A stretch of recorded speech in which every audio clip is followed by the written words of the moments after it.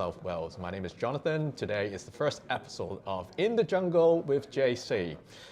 Before we go into the actual interview with our lovely guest here today, Justin, we would like to hear from our host and our sponsor, Startup Circle. There you go.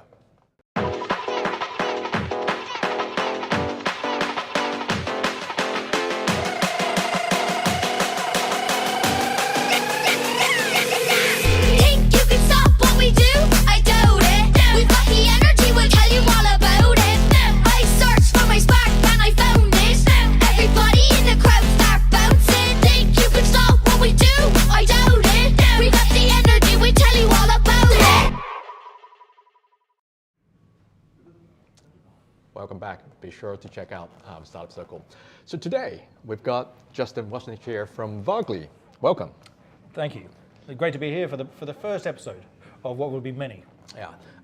The intention of the In the Jungle episodes are to really just to have casual fireside chat with esteemed entrepreneurs starting out, who have been around, who are considering starting out, facing different challenges in the startup life, personally, business, raising capital, accessing government grants, working with clients, getting product market fit. And I've done all that. Tick, tick, tick, tick. Yep. Absolutely. Justin has been, in the startup game for what, since 2018 now? 2018, 2019, that kind of time, yeah. Right. Perhaps you take this opportunity to quickly introduce yourself and your business, Vloggi, and tell us a little bit about you.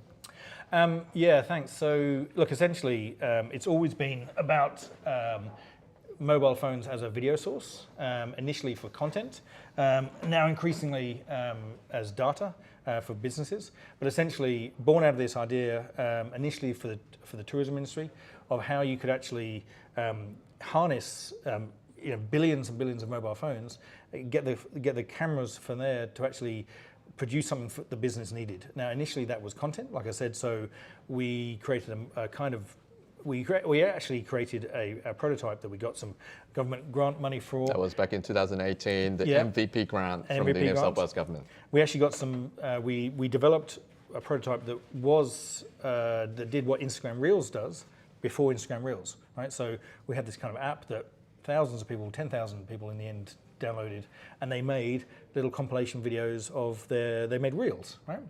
And from all over the world. Like, it was literally used in every continent in the world, including Antarctica. Like, it was literally used everywhere in the world. And except for maybe North Korea or, but then we couldn't work out a way to monetize it, right? So then, just before COVID, we kind of built this sort of marketplace, and we turned it into a tool for tourism agencies. And because tourism agencies, they needed lots of video made, and we had a tool that could actually take it from people's phones, transfer the rights. This has always been the crucial part, is the legal rights, and then give it to tourism bodies. And that was great. We had contracts and paid contracts with South Australian Tourism Commission, and then some other contracts which weren't paid in the end. Destination New South Wales, Visit Victoria, Sydney, BE Sydney. We had a whole bunch of others, and then COVID hit, right? So, and this was just after we won the pitch competition at StarCon. At StarCon, yeah. That's right.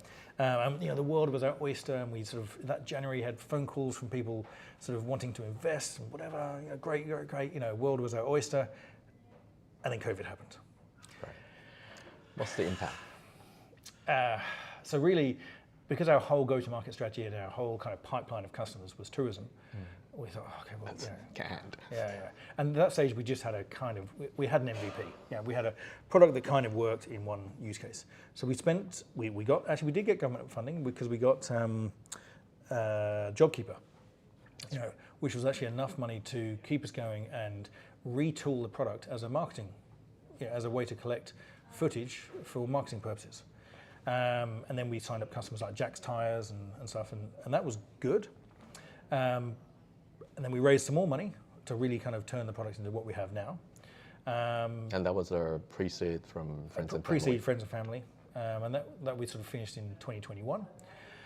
But that's where sort of things, sort of took a, because we had this product which was good enough and was used and stuff, but we didn't have enough money to market it. So we went out to the market again to try and raise some money, and we chose to do equity crowd funding. which was in reality a mistake. In fact, when this is a billion-dollar company, I'm going to write this book called How Not to Start the Next Unicorn, right? And I've got loads of experience of things not to do, right? Equity crowdfunding is definitely one of those things not to do. Not to work with the universities, not to start in Australia, not to start if you have a family, not to start if you're over 40, all these kind of things, right? But why not equity crowdfunding? It took us about $30,000 in legal fees to get the company compliant, to put it up on the block for sort of. And you have to pay for that before you even go into the process, right? Oh, you pay for it? Yeah. So we paid for that. And then the timing was just timing, and possibly the intermediary was so the marketplace on which we put the deal was probably the timing was wrong because it was just when all the interest rates started to go up, and our close off date was just before Christmas 2023, and basically even though we exceeded expectations or expressions of interest, none of that money cleared, and we had to refund all the money. And everyone's on holiday. Everyone's on holiday. They're not wiring money. No. So I think we got $860,000 worth of expressions of interest, of which 180,000 converted into actual paid. We needed it to be 250,000. Oh, the minimum. Right. Anyway, so that's kind of, and basically since then we haven't taken on any more capital, and we've basically just been customer-led feature building. So we're lucky to get some good big customers like Google out of New York, New South Wales government, Select out of the US, so some large US customers who have basically paid for us to build the features they need, which we can then give to everyone else. And we are raising money again, in a safe note again, but essentially, we know that we're sort of stuck in this trap that we don't have enough revenue for investors to go, yep, we want to bank that, but yet without any investment, we can't build the features or build the new product because we have a new version of the product which is all about industrial compliance. I'm pretty sure that's a challenge that the majority of startup founders actually face. How did you actually navigate that? Finding product market fit, but at the same time you need to keep afloat. You take on consulting jobs with tourism agencies, government agencies, or corporate like Jack's Tires. Like, how did you navigate all of that, and how do you make those kind of decisions and prioritize things? Well. I mean, I'd like to say there's more science behind it, but really it's he who pays the piper names the tune, it's always, startup world is always 2 steps forward, 1 step back, right? So, going back to that equity crowdfunding, when that sort of failed, January, and I was like really despondent, and then get these phone calls from people who I presume were claiming to be from Google. And I was like, yeah. Sure, someone call you out of the blue. Yeah. And they said we've been emailing you for days trying to arrange a meeting, and this was beginning of January. So nobody takes meetings in Australia in January, right? And I was like, okay, I don't know who you claim to are, but obviously you're trying to sell me Google Ads or something. But no, it was Google Ads integrity team. So you did take that meeting. So I did take the meeting, and it was a That's a critical point. $35,000 contract, and we got Google as a customer, right? And amazing. And it was something which their tech didn't do. Right? So their tech didn't have a function on their Google Forms to have videos and to assign the rights to those videos. And then we realized that really our USP was that rights piece. I've just been in London actually talking to, I can't say the name of the company, but a massive TV format rights company. And they're really interested in how they could use user-generated video to extend formats, TV formats like, it wouldn't be this one, but an example would be, I'm a celebrity, get me out of here. One way to extend that format might be, I'm not a celebrity, get me in there, where you get members of the public to do bush tucker trials or something, and then get themselves parachuted into the jungle. That's not the concept that we talked about. That's just out of my own head. However, these guys are really, really, really concerned about the rights to those videos. That's what we have. So the reason why the New South Wales government uses us is because they were previously using YouTube and stuff to gather videos, but all those videos ultimately belong to Google. Part of our terms of service is that the paying customer ends up owning the rights to those videos, and that's really what's been our kind of, up to now, our sort of a core. Our key selling point, yeah. Yeah. So the user-generated content, they upload it through a program or a scheme from the end customers through the Vloggi platform, and then it ended up in your customer. Exactly. So I mean, we have three ways basically that videos come in. Either as a video contest or as a video questionnaire. So it could be 8 or 9 questions in sequence, or just like Vox Pop's sort of video logs essentially. But no matter how they get in, the rights are assigned to the customer. And is this a use case that came out of the AI boom after AI has been in place and people are using a lot of AI-generated content? And how does that impact your business? Yeah, especially in the latter half of last year, what we've seen is inquiries and some contracts, but larger inquiries from much bigger companies. We're talking to, for example, the largest retail bank in the US at the moment. They want a way for their branch managers in 6,000 branches across the US to be able to collect videos about community sports that is going on where they're the sponsor, that they can use at that local branch level. But the criteria must be, we need to guarantee that these videos were shot by humans, right? For us, that's kind of easy. We've been doing that for 3 years, but nobody's really cared.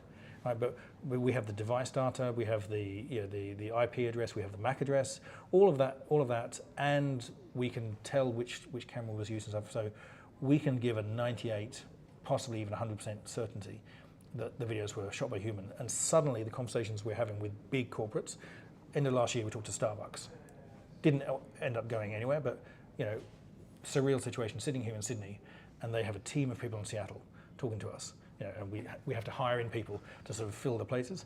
But their core criteria was, we need to know that these videos are actually filmed by real Starbucks customers. And we're like, oh, okay, so this is suddenly, these big guys, especially in America, this is really what they're fighting. AI can produce anything. So suddenly there's value in human videos. In fact, the biggest case was during the US election. Robert F. Kennedy's campaign used this, especially for that, because Robert F. Kennedy's competitor at the time, now friend, Trump, obviously all of his videos were made in bot farms in St. Petersburg, or, to try to, and so actually Robert F. Kennedy wanted to really know what middle America was thinking. So he used our platform to do like virtual town halls and gather all these videos where they could guarantee that these, that Shirley from Alabama, was actually Shirley from Alabama, not, Ivanka from St. Petersburg, putting on accent to do video, so. Yeah, we're suddenly seeing that is a massive selling point, which is why we're also moving into now industrial compliance. So anybody in a small business will be able to walk around, and we do have people doing this.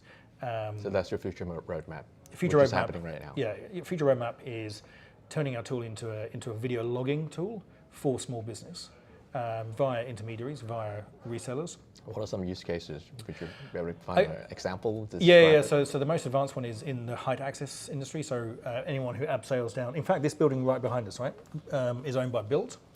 We're talking through somebody. It won't be that building, but this is an example.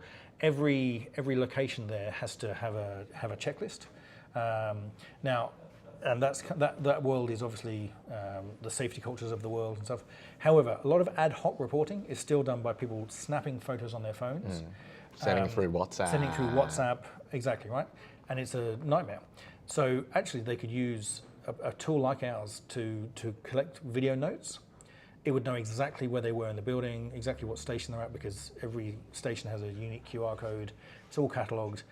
All you have to do is overlay object detection, which is then trained to a particular thing, and you have a very useful form of evidence.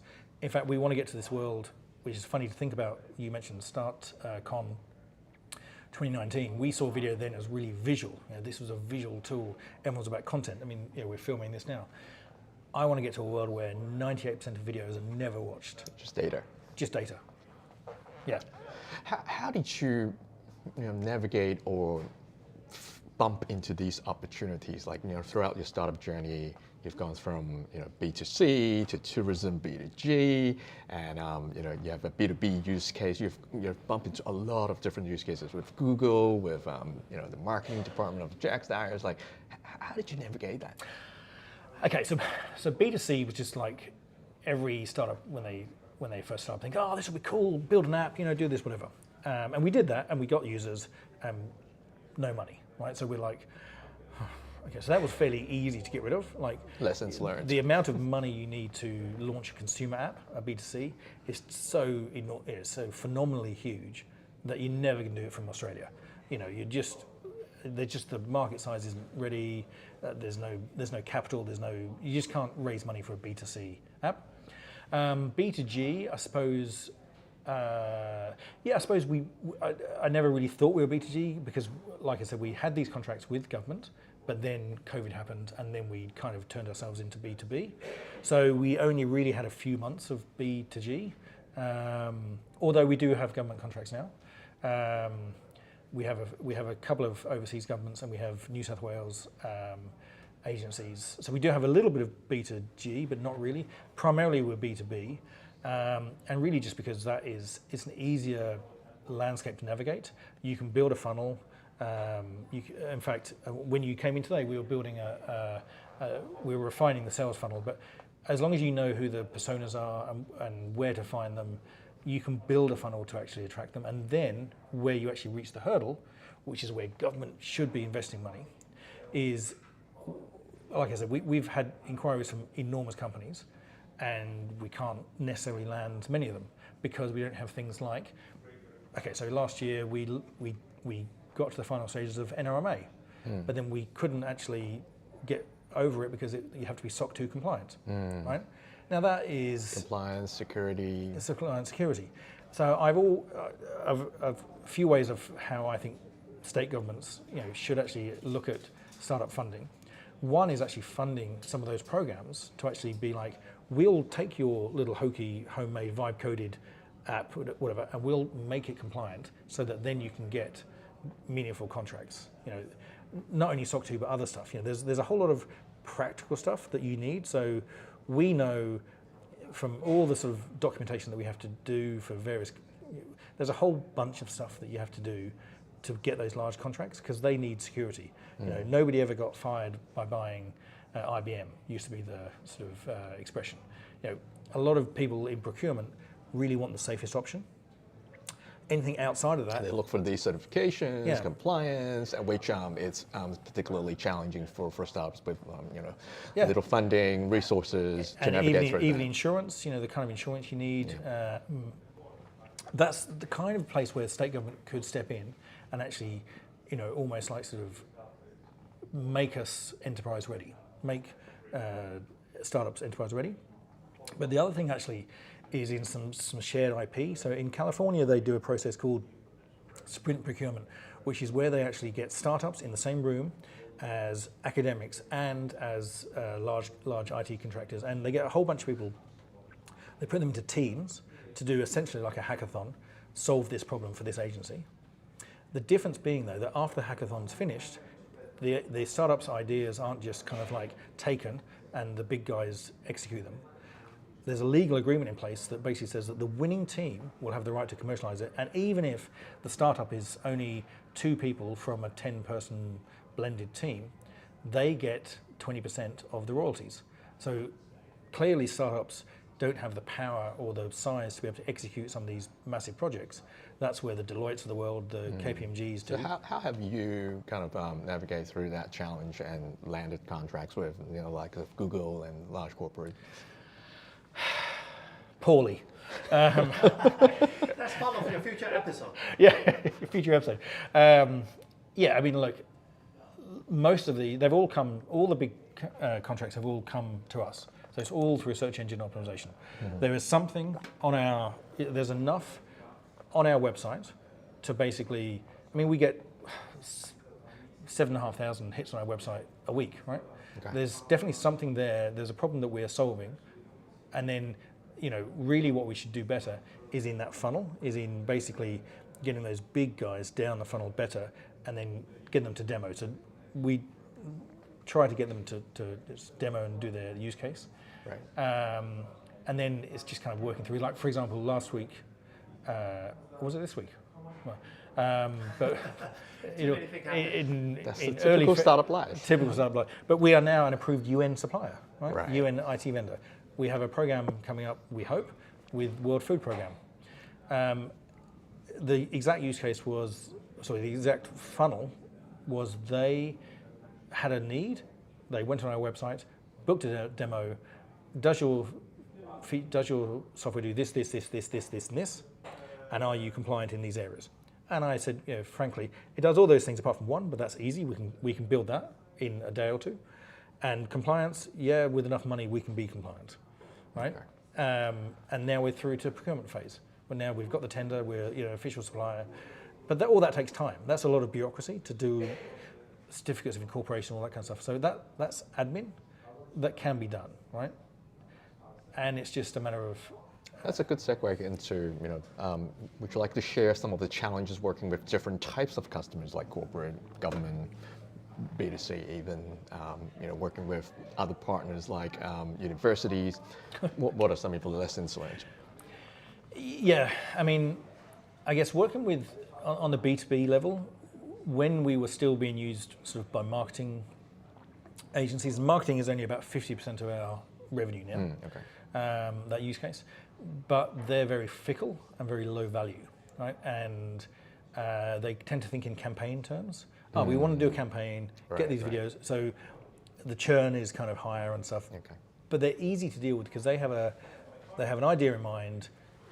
Does our software fit their need? Yes, no. They have a budget. They have a budget. And as soon as the software, as soon as they know that it will do what they need, and they know how it works, they sign off, but then they go again. So then the challenge then is to try to find out other things within their organization. Yeah, like we had PepsiCo as a customer, right? And PepsiCo out of Florida did a big campaign with us. Great. But then when that campaign ended, it would have taken me, and actually one of our challenges is we're not in the US, right? So one of our priorities for 2026 is to establish an office or something in the US because 95% of our business at the moment is US, right? There's obviously some need there that we don't yet have in Australia. So PepsiCo ran this campaign big, it was good, they paid us some money, not enough, but they paid us some, and then they just dropped off. So if we had someone there actually going, right, PepsiCo, you did this campaign for Tab, I think it was, actually let's look at some other things and let's really get embedded with your creative agency so we could do more of that. That would be, okay, so they're easy. We have just been rejected for an AEA grant for a long project we did with Swinburne University. Universities are a different beast. They're very, very slow, but they're very nice people, right? So you're not dealing with sharks. You're not dealing with anyone who's going to rip you off. In fact, quite the opposite. There's so many policies there to ensure that everyone's treated fairly that it's great. Can you actually get things done? No. And ultimately, the commercialization advice that they paid us to actually develop Swinburne, they ignored. Right, so you're like, right, okay, well. I do have a lot of insights with the AEA grant and other government grants, as we all know. I've been in the grant space for a long time, but that's for another episode. We can go on for days just talking about government grants. Just switching gears a little bit and wrap it up. How do you balance family life? You've got 3 kids and a wife. You've been in a startup, going through all kinds of phases for the last 8 years. What does that look like? Look, some days are tense, and some days are tenser. No, I mean, there's always the problem with the startup world is you don't know when that big payoff is going to happen, right? So obviously you go into a startup thinking, within a few years, the company will be worth, hundreds of millions, if not billions. This is the expectation. And so you expect there to be payoff, which will make the sacrifice worth it.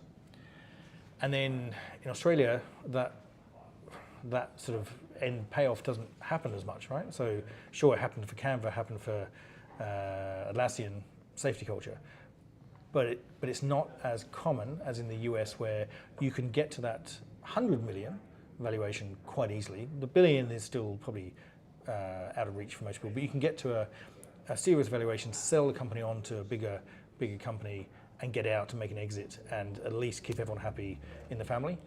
That doesn't, because there's really kind of poor access to capital here, and an aversion to risk, and government grants are probably misallocated, misaligned. And you're basically trying to compete with big international software companies from here, which is, you're doing it, two hands. On that point, how do you balance business finance and personal finance? We hear a lot, like a lot of people wanting to go start a startup, but they're wary about their personal finance situation. Everyone's got bills to pay. Like, how do you approach that? Oh, look, I mean, every month is a bit of a worry.